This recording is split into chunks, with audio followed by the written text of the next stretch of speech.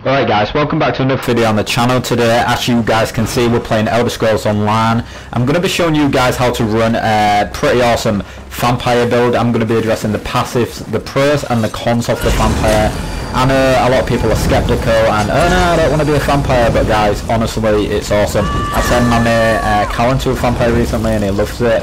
If anybody wants to be turned into a vampire, DM me on Xbox TTV Loot Thief. Or my friend Cal, which is game tag, it's in top left there guys, and hit that like and subscribe if you enjoyed this video and if you found it helpful. Alright guys, so in a minute I'm going to be talking about the passives and the vampire abilities, which ones to use, which ones not to use. So as you can see here guys, we're in the vampire tree, and the accelerate and drain is the ultimate version of the drain itself, and we're going to be running an ultimate Scion build. So basically what we're going to be using is the vampire ult morphed into Scion with the accelerate and drain, which is basically just an ultimate version of the health drain once you morph it. Now there's two ways you can have this guys. One, you can morph it into a stamina drain if you're a DPS stam build, which is very useful, or two, you can use the drain itself to steal health and get your ultimate back. Now I prefer the ultimate because guys, have you seen how fast this is charging? I mean, it's absolutely insane guys. You can run this with any ultimate.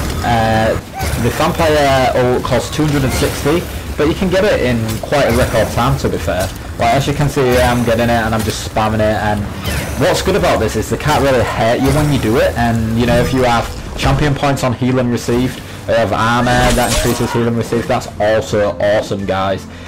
Now what I'm going to show you guys now is how much ult the perfect sign costs. As you can see here, it costs 235 ultimate. Now the soul strike does 25,000 damage but only costs 190 ultimate guys. So this basically means that you can spam the soul strike, the morph version for more damage. That's 25,000 DPS guys. And now what I'm going to be showing you is the Blood Frenzy DPS build. So Blood Frenzy is an ability on the vampire tree that basically lets you stack more damage, and as you can see here, you don't want this one, you want the one above, because once you get Simmering Frenzy, as you can see, the weapon damage stacks over time when you morph it into that. So how you want to run this is you want to pop your vampire, as you can see here. The DPS I'm getting, as you can see in the lower right guys, the DPS bonus is active, so you get 20% per hit, and with the morph version, the longer you use it, the better it is basically. So now we're up to the bit in the video that I'm dreading guys, the 4 stages of vampirism. And as you can see at the end, the vampire ability costs a -6%, but you take a lot of flame damage, you take 20% extra flame damage. But here are the passives, so increase the movement penalty of sneak. That's decent for a DPS, it's not really that good. Strike from the shadows. When you leave sneak, invisibility or misform, your weapon and spell damage is increased by 300 for 6 seconds. Blood ritual, that's how you turn people into a vampire. Everybody has his ability. Undeath, this is the one I like, but this is only vampire stage 3 guys. Reduces your damage taken by 30%.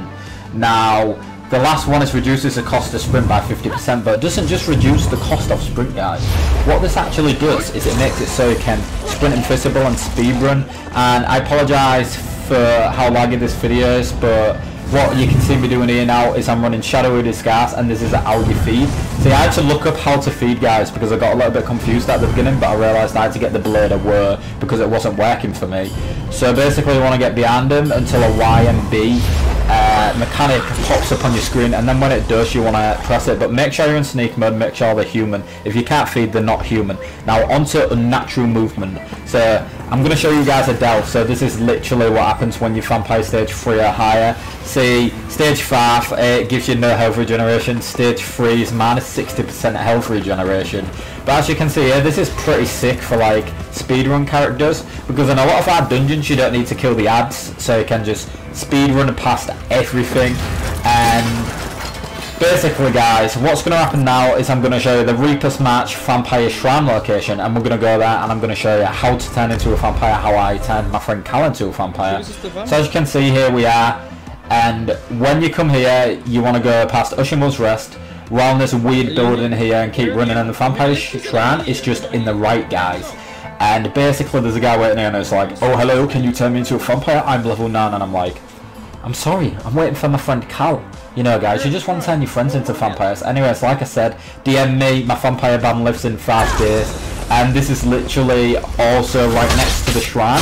blood fiends and vampire locations. That's also how you turn into a vampire, guys. Now, obviously, I can get the gameplay to turn into a vampire because I'm actually already a vampire and I've been one for a while. I got lucky when the game first launched, guys.